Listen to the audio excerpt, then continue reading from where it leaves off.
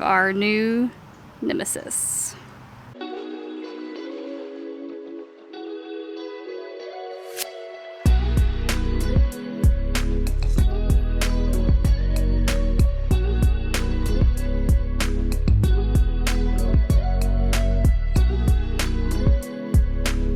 So obviously our garden has grown a fair amount since the last time we were here.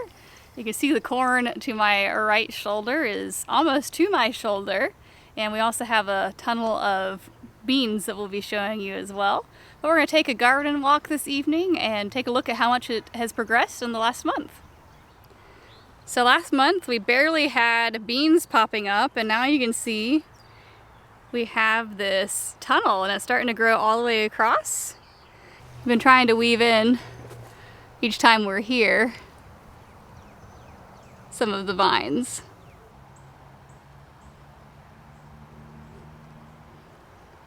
It's also handy that Nathan's really tall and can reach up beyond the tunnel and pull them back in.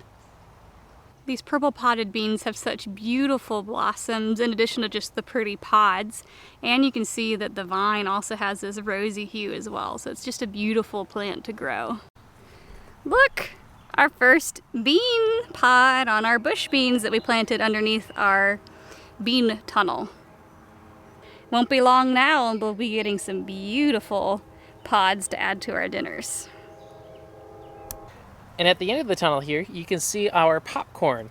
It is so delightful to see how well it is doing. You can see the nice consistent rib, the dark green lush color all the way across, and nice and consistent height as well. These are different characteristics to hopefully lead to a good productive season for the popcorn. Do you think you'll fit through there? I guess we'll find out. Next, we'll show you the cucumber teepees.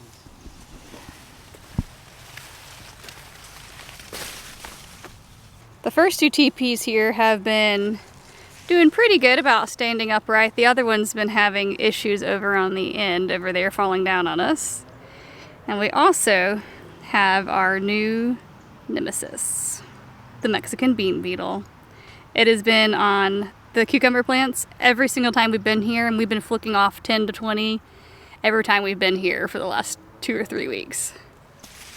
Look, our first cucumber! Look at that! Amazing! That's ready to harvest. Look at that. Are there any more in there? Only one way to find out. Gotta go digging.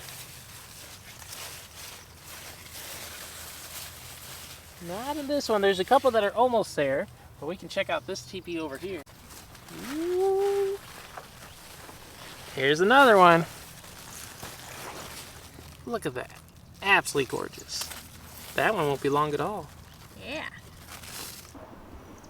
That onion is starting to bloom, which is not a good sign. Looks like it's starting to split down at the bulb too. Might be ready to harvest. Very impressive size. Yeah.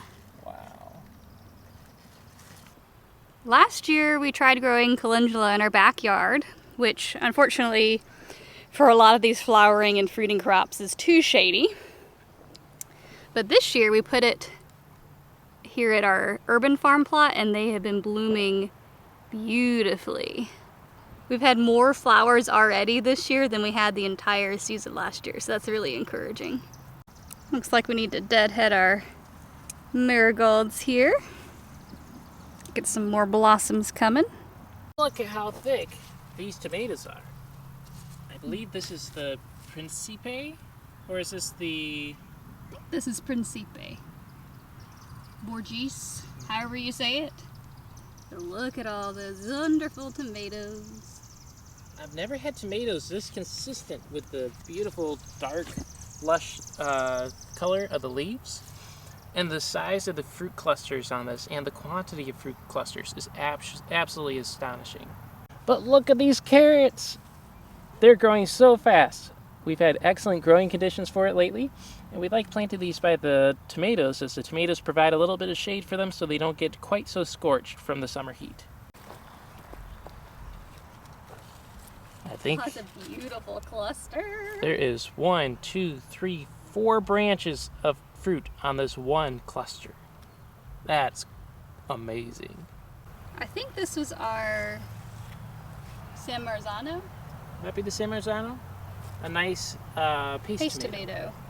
It was a new variety for us this year that we're excited to try out for canning. Here's another paste tomato. Actually, that might be the San Marzano. And look at those. Aren't those just elegant? And we're trying a new trellising method out here. It's basically a string with a clip method. The string is attached up top to the cattle panel, and we just simply clip the plant every couple of feet or so, and that provides the support rather than a tomato cage. With this method, it works best to continue to keep it pruned primarily to one stem. So that's where you see this is a nice, tight plant.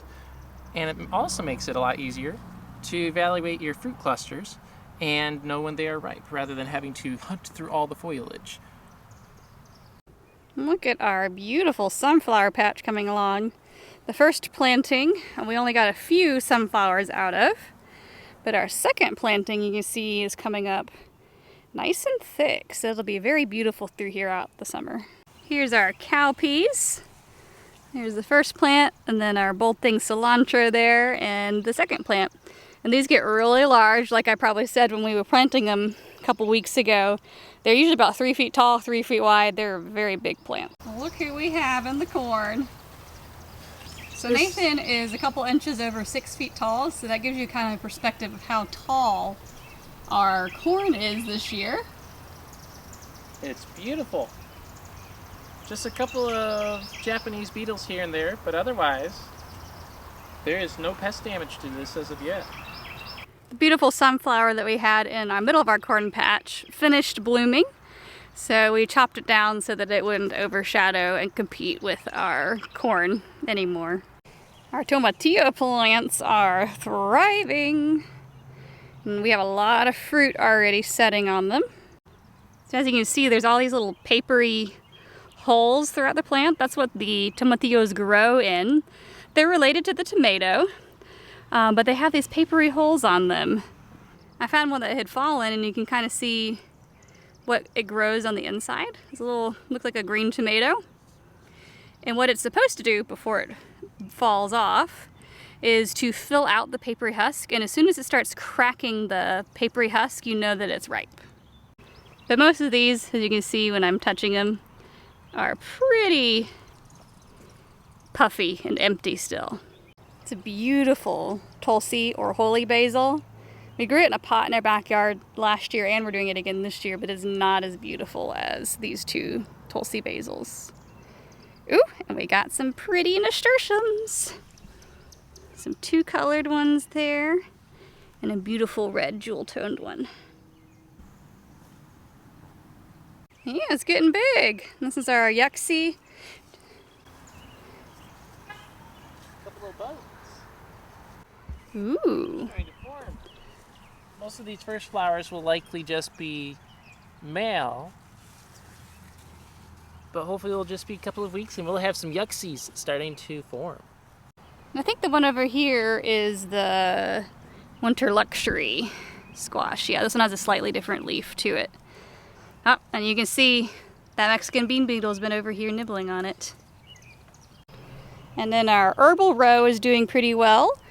Our arnica survived the frost and came back, and one of our plants is already starting to get a bud. So we're looking forward to getting a lot of blossoms for making some bruise salves later.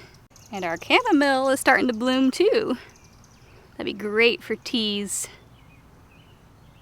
Lots of blossoms coming. The ants decided to shift along the row and have taken up residence in the roots of two of our lavender plants, so we haven't been messing with them too much yet, but they still have a ways to grow. Black-eyed Susans are still a little small, but we had some trouble with slugs last time we were walking through here. Bachelor buttons are still growing. Ooh, and some of our first zinnias. I planted 3 different varieties of queen lime zinnia.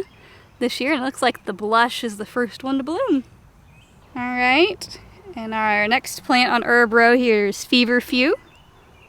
We're starting to get buds on there. I was reading more about feverfew. It's one of the new herbal plants to me this year. And apparently the essential oils are at their maximum in the leaves right before they bloom. So we're gonna be harvesting a little bit of the leaves this evening to dry and use for tea in the future. It's supposedly good for migraine headaches, tension headaches, that sort of thing. I already talked about our calendula. Here's some more of it. It's doing great. And then this plant, we forgot we had planted it. It's really pretty, but it's suffering some sort of insect damage. We're not sure what insect is eating it, but it's African blue disc daisy, I think is what the name of it was. It's very pretty. It's almost purple. Next to that, we have our marshmallow. She almost got a squirrel.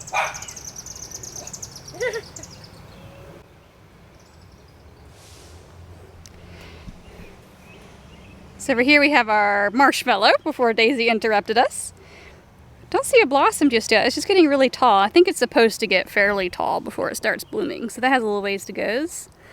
And our elderberry. Look at those beautiful blossoms. And it's so tall. I mean, look how tall that thing is. It's like 8 feet tall. It has a light fragrance to it. Quite lovely. So we thought we would be pulling our potatoes by now, but they're still pretty lush. They have bloomed a little bit, but we thought we would be digging them up by now. So we'll see how long it takes. How big is it? Probably about that big. That big enough for my fries? Getting pretty close. How much longer do you think? I guess the plant will tell us. The buds are starting to drop, but there isn't a lot of yellowing to the leaves, so maybe another week to 10 days. That's going to be a lot of potatoes, though. We'll definitely update you when we harvest them. Oh, yes. These are our Cherokee Trail of Tear beans, and they are lush. So we hope you enjoyed this tour of our garden here in mid-June.